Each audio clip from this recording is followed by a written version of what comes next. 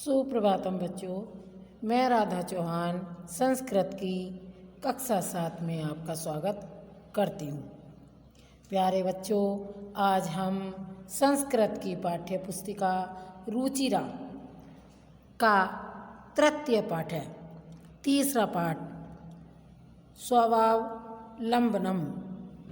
पाठ का क्या नाम है? स्वावलंबनम। स्वावलंबनम का अर्थ होता है अपने आप पर निर्भर। स्वावलंबनम अपने आप पर निर्भर अर्थात अपना कार्य अपने आप करना, किसी के ऊपर निर्भर नहीं होना। ये हमारे पाठ का नाम है, अपने कार्य को स्वयं ही करना। इसमें बताया गया है कि दो मित्र हैं, एक अमीर है एक गरीब है। वे दोनों, एक नौकर पर निर्भर रहता है और एक स्वावलंबनम अपने पर निर्भर रहता है। इसमें इसका वर्णन किया गया है। तो देखिए बेटा, मैं आपको इसका अर्थ पढ़ा रही हूँ। आप इसे ध्यानपूर्वक सुनेंगे, समझेंगे और अपनी कॉपी पर लिखेंगे। देखिए बेटा, आपका द्वितीय पाठ है। पाठ 2 पूरे हो गए हैं और ये तृतीय पाठ है। तीसरा पाठ का मैं अध्ययन कराने जा रही हूँ। तो आप देखेंगे, मैं इसे पहले पढ़ूंगी फिर इसका अर्थ बताऊंगी। कृष्णमूर्ति श्रीकंठस्य मित्रे आस्ताम। कंठमूर्ति नाम है ये। कंठमूर्ति और श्रीकंठ मित्रे, दोनों मित्र आस्ताम थे। श्री कृष्ण और श्रीकंठ दो मित्र थे। श्रीकंठस्य पिता समृद्ध आसीत्। श्रीकंठ के पिता समृद्ध धनी आसीत् थे। श्रीकंठ के पिता धनी थे। अतः तस्य भवने सर्वविधानि सुख साधनानि आसने। तस्य उनके भवन में सर्वविधान सभी प्रकार के सुख साधनानि आसने सुख साधन थे। तस्मिन् विशाले भवने चत्वारिंशत् स्तंभा आसने।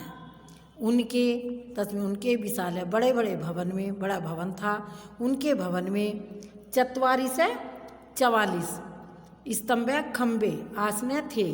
उनके बड़े भवन में 44 खंबे थे। तस्य अष्टादश प्रकोष्ठेषु 50 गवाक्षा चतुर्शत द्वाराणि 36 विद्युत व्यंजनानि च आसने। तस्य उनके 18 प्रकोष्ठेषु कमरों में 50 5 और 25 गवासे कमरे, 50 कमरे, 44 द्वारिका द्वार, 36 6 और 30 36 व्यंजनी च आसने थे। 36 उनके विद्युत व्यंजन थे। उनके भवन में 44 खंबे थे। उनके 18 कमरों में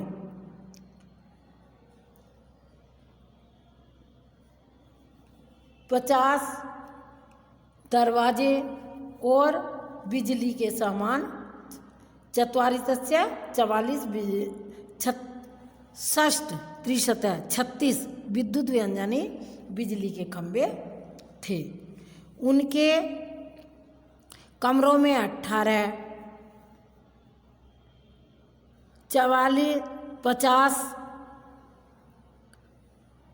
खिड़कियाँ, 18 कमरों में 50 खिड़कियाँ,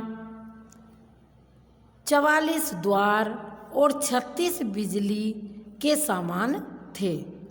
तत्र 10 सेवका निरंतर कार्य कुर्वन्ति स्म। तत्र वहाँ पर 10 सेवका नौकर निरंतर लगातार कार्य कुर्वन्ति स्म करते थे। वहाँ उनके 10 नौकर लगातार कार्य करते थे। परंतु कृष्णमूर्ति माता पिता च निर्धनों कृष्ण दंपति परंतु कृष्ण मूर्ति के माता और पिता निर्धन गरीब कृष्ण दंपति पति पत्नी किसान थे, परंतु कृष्ण मूर्ति के माता पिता गरीब किसान थे। तस्य गृहम् आडंबरं विहीनं साधारणस्य आसीत्, उनके घर में दिखावे का कोई सामान नहीं था, अर्थात वह साधारण थे। कौन कौन थे साधारण? कृष्ण मूर्ति साधारण थे और श्रीकंठ धनी थे। दोनों ये मित्र थे। एकदा श्रीकंठ तेन सह प्रातः नववादने तस्य गृहम् आगच्छत्। एकदा एक बार श्रीकंठ तेन उनके साथ में प्रातः सवेरा नवावादने 9 बजे उसके घर गए। एक बार श्रीकंठ उनके साथ सवेरे 9 बजे उनके घर गए। तत्र कृष्णमूर्ति तस्य माता पिता च स्वशक्तया श्रीकंठस्य आतिथ्यम् अकुर्वन्। तस्य उसके माता पिता च और स्वशक्त्या आदर सत्कार से श्री कृष्ण से अतिथि मेहमान के रूप में किया। उनके माता पिता श्री कृष्ण का आतिथ्य के रूप में आदर सत्कार किया, उनके माता पिता का अतिथि के रूप में सत्कार किया। एतत् दृष्ट्वा श्रीकंठ कहते हैं, एतत् ऐसा दृष्टवा देखकर श्रीकंठ एकथत बोले, ऐसा देखकर श्रीकंठ बोले, मित्र अहम भवताम सत्कराणेम एवं संतुष्टम। ऐसा कहा, मित्र मैं तुम्हारे सत्कार से संतुष्ट हूँ, मैं तुम्हारे सत्कार से संतुष्ट हूँ। केवलम इदमेव अम दुखम यत तब गृह कोनपि भृत्य अस्ति। केवल यह ही मुझे दुख है, तब तुम्हारे घर में कोई भी भृत्य नौकर नास्ती नहीं है। यह मुझे दुख है कि तुम्हारे घर में कोई भी नौकर नहीं है। मम सत्काराय भवताम बहु कष्टम जाते, मेरे सत्कार में तुम्हें बहुत कष्ट हुआ। मम गृहे मेरे घर तू बहव कर्मचार्य संति, मेरे घर में तो बहुत सारे नौकर चाकर हैं। तदा कृष्णमूर्ति अवतत, तब कृष्णमूर्ति बोला, मित्र ममापि अष्टो कर्मचारास्ति, मेरे भी 8 कर्मचारी हैं। ते वे हैं और 2 पादों 2 पैर 2 हस्तों 2 हाथ, त्वे नेत्रे 2 नेत्र, द्वे श्रोतो इति 2 कान हैं। एते प्रेषिष्टम मह सहायका, ये मेरे ही सहायक हैं। किंतु तत्र भृत्या सदैव सर्वतः च उपस्थिता भवन्तु न शक्नुवन्ति, किंतु जब नौकर हमेशा सब जगह उपस्थित है कोई परेशानी नहीं होती। तुम कुम स्वकार्य भृत्या संजय, मैं अपने कार्य नौकर के अधीन नहीं, तुम्हारा कार्य अपना कार्य नौकर के अधीन है।